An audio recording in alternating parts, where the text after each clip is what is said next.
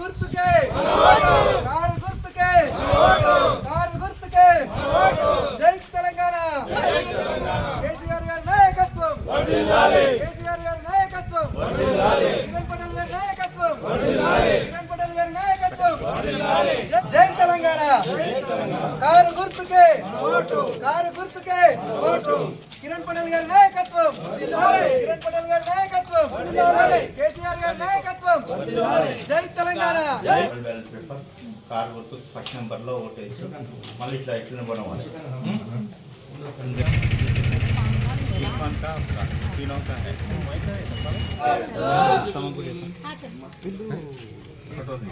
अम्मा కారు గుర్తుకేయండి అన్నని ఎప్పుడున్నా ఉన్నాడా లేడా నాకు కాదు ఎప్పుడు ఫోన్ చేసి వచ్చిండా లేడా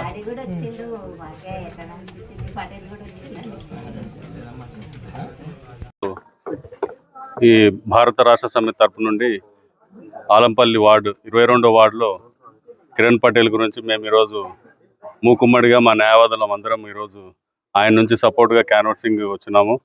అదేవిధంగా మేము ఒక 10-15 మంది న్యాయవాదులం ఈరోజు ఆయనకు సపోర్ట్గా ఈరోజు భారత రాష్ట్ర సమితి తరఫున ఈరోజు భారత రాష్ట్ర సమితి చేసినటువంటి అప్పటి ఈ యొక్క అభివృద్ధి పనుల గురించి ప్రజల్లో వివరిస్తూ మరి అదేవిధంగా ప్రస్తుతం ఉన్న ప్రభుత్వం మరి అప్పటి ప్రభుత్వానికి వ్యతిరేకంగా వారు చేయనటువంటి పనులు మరి ఈరోజు వాటిని ప్రజల ముందుకు తీసుకెళ్తూ అప్పుడు కేసీఆర్ చేసినటువంటి యొక్క ప్రభుత్వ అభివృద్ధి పనులను ప్రజల ముందు తీసుకొచ్చి ఈరోజు కిరణ్ పటేల్కు సపోర్ట్గా మేము ఈరోజు న్యాయవాదులు అందరూ మూకుమ్మడిగా ఇంటింటికి తిరిగి ఈరోజు క్యాన్వాసింగ్ చేయడం జరిగింది, ప్రచారం చేయడం జరిగింది. అందులో భాగంగా మరి ప్రతి ఇంటి నుంచి ఈరోజు అన్యూయమైన స్పందన ఈరోజు కిరణ్ పటేల్ గారికి రావడం జరిగింది. ఎందుకంటే అతను గతంలో కూడా ఈ యొక్క వార్డుకు కౌన్సిలర్గా ఉండే మరి ఆ కౌన్సిలర్గా ఉండే అతను అప్పుడు చేసినటువంటి అభివృద్ధి పనులను మనసులో దృష్టిలో ఉంచుకొని ప్రతి ఒక్క అక్క చెల్లి మరియు పెద్ద మనుషులు మరి అందరూ ప్రతి కుటుంబంతో సహా ప్రతి ఒక్కరు ఆయనకు మేము ఓటేస్తాం కంపల్సరీ. ఎందుకంటే ఆయన ఇంతకుముందే మాకు చాలా అభివృద్ధి పనులు చేసిండు. ఏ యొక్క వార్డులో సమస్య వచ్చినా చిన్న సమస్య వచ్చినా కూడా ఆయన ఫోన్ చేసిన వెంటనే ఇమ్మీడియట్లీ వచ్చి ఆ సమస్యను మాకు పరిష్కరించింది. కాబట్టి మేము అతనికి సపోర్ట్గా ఈరోజు మళ్ళీ అతనే ఎన్నుకోవాలనుకుంటున్నామని చెప్పేసి వాళ్ళు ఈరోజు ఆయనకు సపోర్ట్గా ఆయనకు బ్రహ్మరథం పడుతున్నారు. కాబట్టి ఇది మేము ఈరోజు మా కళ్ళతో మేము ప్రతి వార్డుకు ప్రతి ఇంటికి తిరిగినచో వాళ్ళు కంపల్సరీ కిరణ్ పటేల్ని గెలిపించుకోవడంలో వాళ్ళు ఎంతో ముందు చూపిస్తున్నారు. కాబట్టి మరి అదేవిధంగా ఇప్పుడు కూడా కిరణ్ పటేల్ కూడా మరి వాళ్ళు గెలిచినచో కూడా మరి కంపల్సరీ గెలిస్తాడు. గెలిచినా కూడా మరి వాళ్ళు చెప్పినటువంటి వార్డుకు సమస్యలు కానీ ఇంకేమన్నా పలు సమస్యలు కానీ అభివృద్ధి పనులు కూడా చేయడానికి కూడా అతను ముందుడానికి ఎంతో ఆసక్తి చూపిస్తున్నాడు. మరి అందులో భాగంగా ఈరోజు మేము మా న్యాయవాదులం అందరం ఈరోజు భారత రాష్ట్ర సమితి తరఫున కంపల్సరీ ఈ యొక్క వార్డును 22 నుంచి కిరణ్ పటేల్ని గెలిపించుకోవాలనే ఉద్దేశంతో ఈరోజు మా దృఢ సంకల్పంతో ఈరోజు మేము ఈ యొక్క ప్రచారంలో రావడం జరిగిందని నేను కోరుచున్నాను. కారు గుర్తుకే అందరికీ నమస్తే. ఇప్పుడు 2014లో శ్రీకాంత్ రెడ్డి పటేల్ తండ్రి చెప్పినప్పుడు నేను ఆయనకు 2014లో చాలా సపోర్ట్ చేసినాను.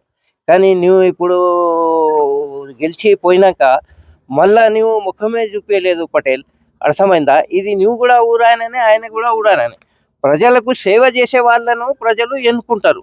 కానీ నువ్వు పాషా నయంబడి ఉంటలేవు అట్లా అని అంటే అది తప్పు.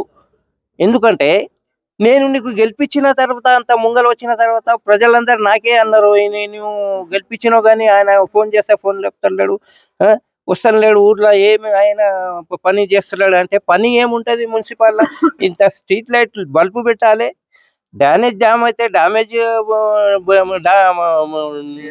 క్లియర్ చేయాలి, ఎవరికి ఏమన్నా అవసరం ఉంటే ఇది చేయాలి. ఇదే కిరణ్ పటేల్ మొన్నటి ఎలక్షన్లో 42 మందికి ఇవి పింఛన్ ఇప్పించిండు.